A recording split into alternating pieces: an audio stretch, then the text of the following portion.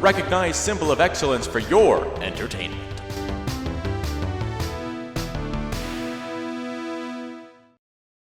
Heavy metal. Oh, I love it.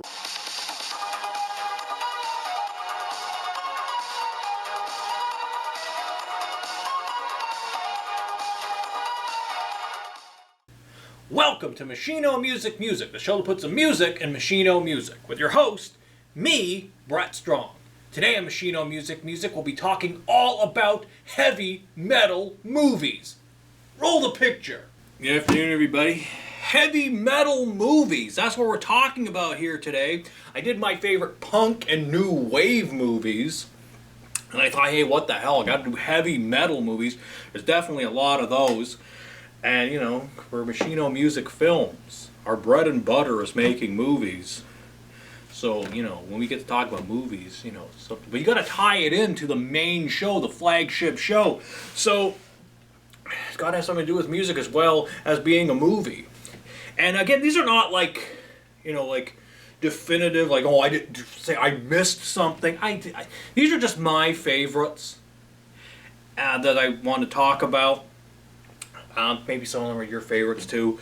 And also, just like we did with the punk and new wave movies, they don't necessarily have something to do with heavy metal or even really feature heavy metal music. Sometimes it could just be a vibe, a feel that these movies may have. So let's start here. Pretty much, you gotta start here. Bill and Ted's Excellent Adventure. Well, here, and Bogus Journey. Here, let me get them both out here. This is the Excellent Collection. Bill and Ted's Excellent Adventure. Bill and Ted's Bogus Journey. And the most recent one, the belated sequel. One of the best belated sequels. Bill and Ted Face the Music. Really good. So yeah. You know, it's a good wait for Bill. I was pleased with this. I think a lot of people weren't. I dug it. It's really it's fun for what it is. But really, without Bill and Ted's Excellent Adventure, you can blame this movie for my existence. You can blame this movie for this show, basically. But that I'm even into filmmaking at all is because of this movie. I mean, I just love everything about this movie. It was so different, unlike anything I'd ever seen before. And, you know, Bogus Journey, this was a big deal when it came out, 1991. I mean, the fact that this even got a sequel, this is 1988. Well, it says 88, it actually came out in 1989. But the fact that it even got a sequel, because this was like a surprise hit. It almost didn't even make it, it almost went to just direct-to-video. But it went out and see it became a big hit beyond anybody's expectations, and they made this sequel, which is way funnier. Might just be a little bit funnier. But, you know, they're just equally great. And, I mean, this one, it's a much darker movie. Bill Sadler stealing the show as Death. So funny. And, yeah, it's just a great movie. George Carlin, a heavy metal comedian. You could say he was like a rock star comedian. Definitely. I mean, and he was in the Bill and Ted movies. They're kind of what he's best known for as far as being a movie star. Yeah. So, yeah, you can say George Carlin's a heavy metal comedian. Yeah, amazing. Great movies. Love the Bill. And Face the Music. So, yeah, the Bill and Ted movies. I'll put back this one first. See, it's like a whole process. See, it's like that. I like that. Should keep that sort of sitting when we talk. Alright, how about This Is Spinal Tap, 1984. Found my copy of this. Yeah, the sequel is currently out in theaters as of this airing. Yeah. Pretend that I've seen the sequel, because I may have seen it by the time this airs. It's a possibility I will see it, so just pretend I've seen the sequel. The sequel was great, wasn't it? The end continues. It's making fun of all the like the reunion concerts and everything, so funny. I really enjoyed it. But, you know, I had to go back and watch the original. I mean, this is just making fun of everybody. Yeah. So you gotta have This Is Spinal Tap. And if you had no idea this was a comedy, you think, "Oh, this is just a serious documentary about a real band," which people did, even when they first heard about it. But just to look at this cover, like, "Oh, I'll get this," and then it's like, "What is this? This is insane." That's the point. So yeah, I gotta have This Is Spinal Tap. How about Wayne's World, 1992? This is kind of like the last hurrah for hair metal. Actually, a lot of these I want to get into are from 1992 or around. You know, Bill and Ted's Bogus Journey, 1991. Hair metal is like on its last leg, so there's still some heavy metal going on before grunge kind of took over. Airheads, which I don't have a copy of, I'm not really going to talk about. It's okay. It's not a great movie, but Airheads was kind of like, that movie just feels completely dated. I mean, it's like 1994. Grunge is already the music of it's like hair metal. Like, it's just, you know, it's so. I mean, it's trying to reference grunge and everything, but you know, that movie feels a little dated just because it's like an era of heavy metal that was no longer around.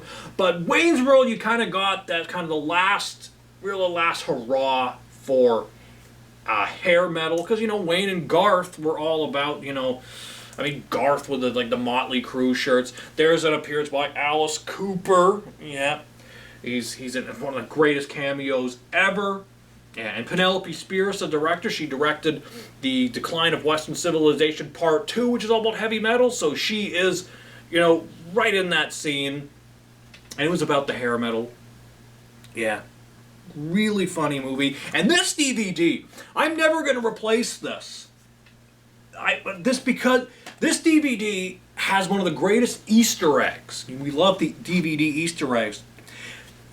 Where like the screen, the main menu screen is like a TV guide channel, and you can click on like the special features and the play movie and everything is all in the thing. So you click on it and you can watch this. But it actually has like shows, like the Brady Bunch. So you click on it and a clip from the Brady Bunch plays. How great is that? That's so clever. And then you also have Solid Gold Workout. Also has a clip from a movie called Sunburn, starring Joan Collins and Charles Grodin. Gotta love that. Super obscure movie. It's all stuff from the Paramount selection. They're the Paramount Studio, which is actually going to be merging with Warner Brothers Discovery. That's going to be a disaster. I mean, Warner Brothers already bought Discovery Channel. So they're Warner Brothers Discovery. Now they're going to Paramount, and how's that going to work out? It's tough. These conglomerates are ruining everything. But, yeah. Next thing, Disney will buy the whole thing, then it really becomes a mess. That's a rant for another day. Conglomerates. But, yeah, this is a great movie. So much fun. Wayne's World. Saturday Night Live. It was one of the biggest things going. So quotable. We still quote this movie. It's probably the best Saturday Night Live movie next to the Blues Brothers. Yeah, great.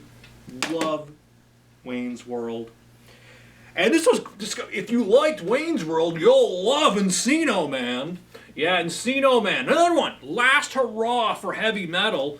This even features Vince Neil on the soundtrack. His song, swallowed my spit. His song, You're Invited But Your Friend Can't Come, plays over the end credits. So, you know, that's Vince Neil, everybody, in 1992, 93. He was out of Motley Crue. And it's just like, it feels a little dated, but I don't know, for some reason this movie still kind of holds up a bit. I mean, Pauly Shore, that was the whole thing. He was like a heavy metal comedian. He was like totally Pauly on MTV. He was a phenomenon. That's what this whole movie was kind of, you know, like, hey, this goofy VJ on MTV, the Weasel, and his surfer dude talk. and he pauses when he talks. He's got this whole thing going on. We got to make a movie around this guy. And well, he's not even really the star, but, you know, and Pauly Shore, because he got the and, because he's kind of the name in this. But Brendan Fraser, this was like introducing Brendan Fraser, everybody. And yeah, he went on to win an Oscar, and also the same year that Short Round, horrible that I don't remember it. I don't bother to pronounce his name. He Kwan. I'm a horrible person. He's a great actor. Everything, Everywhere, All at Once. Yeah. Write your letters to me for failing to remember or pronounce the name of such a prominent actor who's struggled to be taken seriously, and this dope is just stumbling over his words and just, you know, making a mockery out of this guy.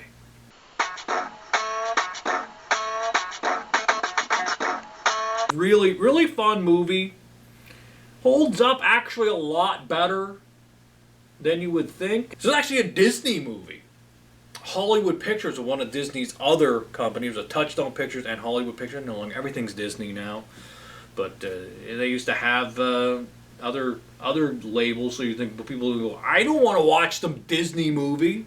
Well, you're not, because it's from Hollywood Pictures. See, they fool you, and now they just own everything. But yeah. Encino Man. A lot of fun, says ABC TV, which is also owned by Disney. See, it's all part of the scam.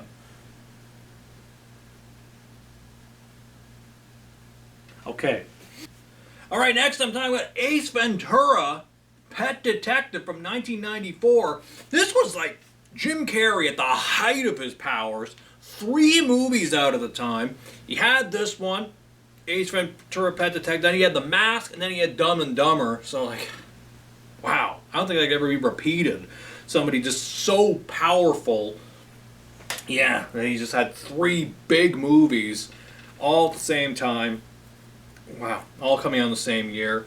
But this was the one that really kicked it off. He was just fresh off In Living Color. It's like, who's this guy? This guy's completely insane. And this is the movie that really broke him. And pretty well guaranteed that he's never going to win an Oscar.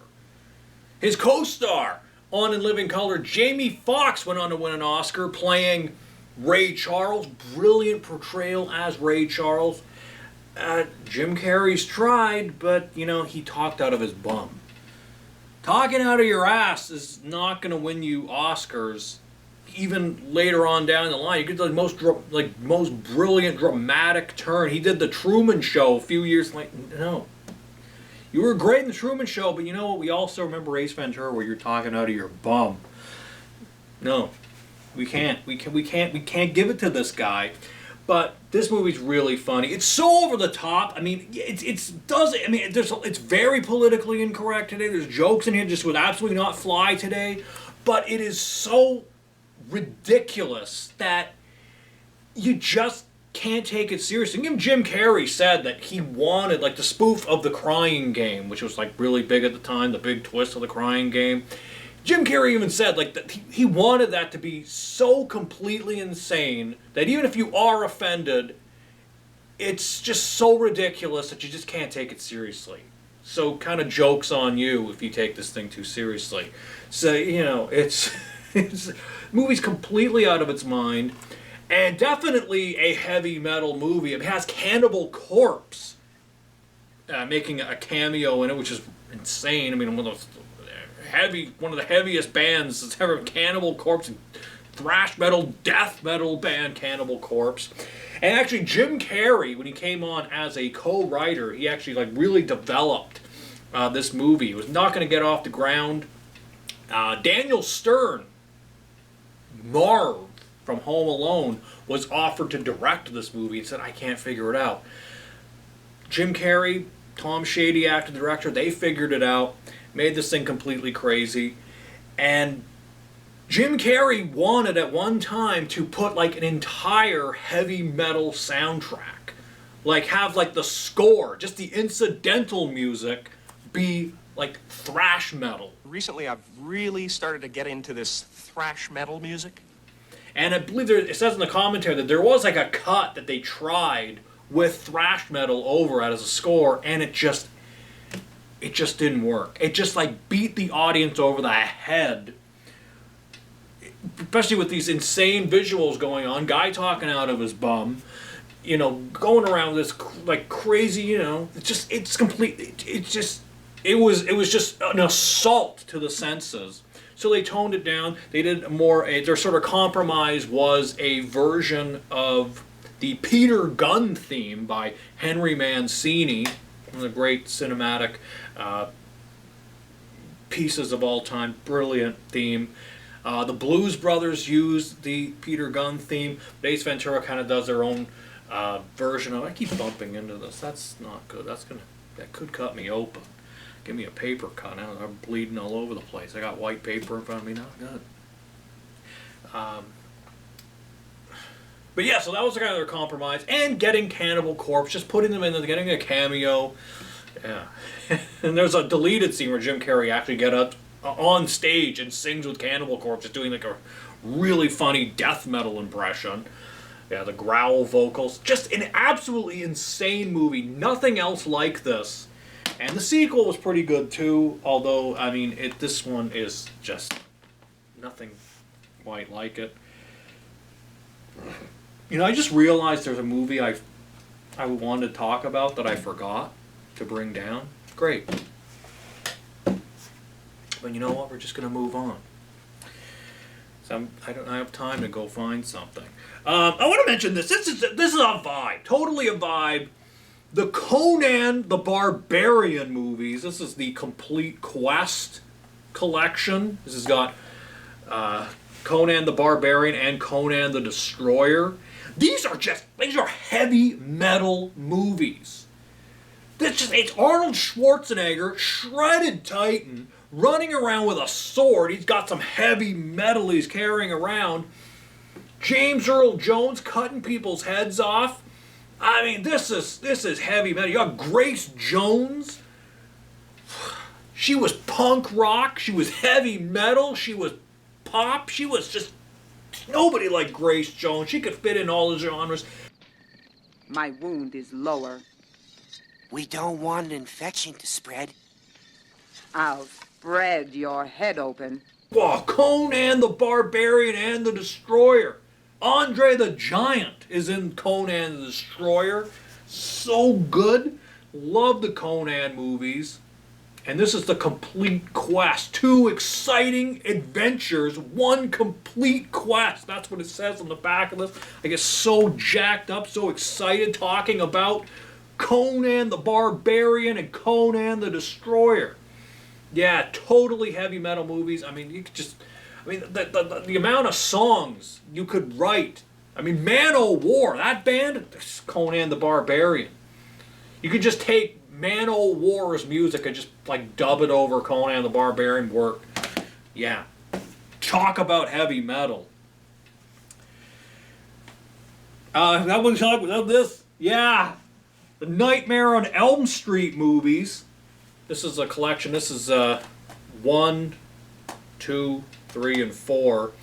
Actually, 3 is the one we really want to talk about. I mean, this is like one of the great heavy metal movies of all time. Nightmare on Elm Street 3, The Dream Warriors.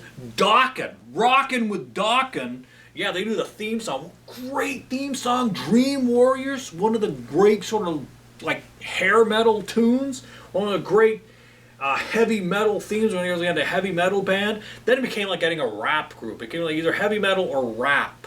When they had like every movie had to have a theme song, even like a horror movie, like doesn't really need a theme song. Mostly comedies and kids movies got theme songs. Hey, we're gonna do one for Freddy Krueger. Yeah, this movie needs a theme song. Yeah, but these are totally heavy metal movies. Just the vibe of it. Johnny Depp in the first movie came from a heavy metal band. That's what he was doing before he was an actor. He was like in a heavy metal band called The Kids.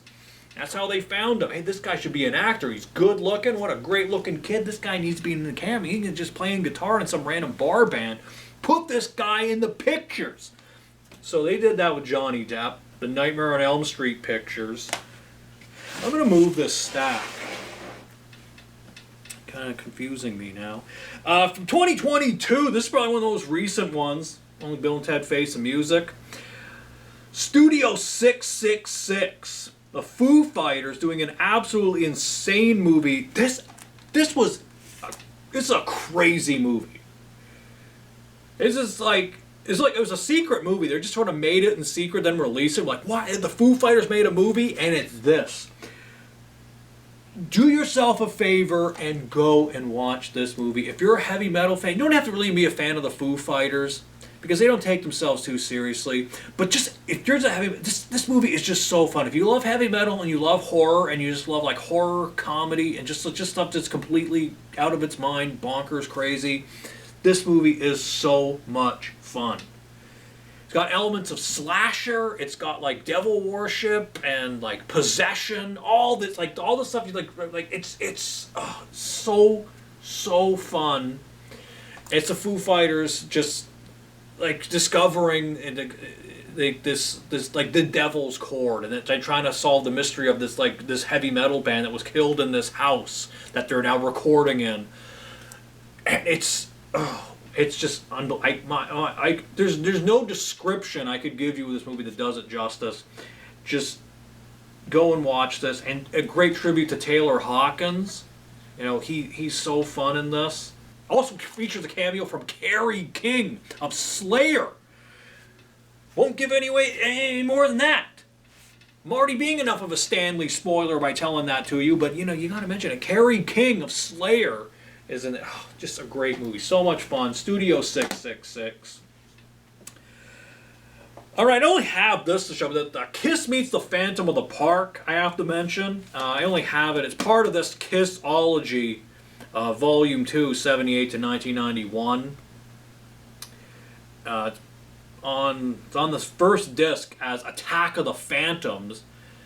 That's how it was released. And 1979, it says. It was originally 1978. It aired on television. It was a big deal. And, you know, kind of let down a lot of Kiss fans because it was produced by Hanna-Barbera. What, like Scooby-Doo? The Flintstones? What the hell is this? They're making the Kiss movie? Yeah, it's poo. The special effects and the thing, it's not good. They try to make Kiss into superheroes. They're supposed to be superheroes. They try to make it just...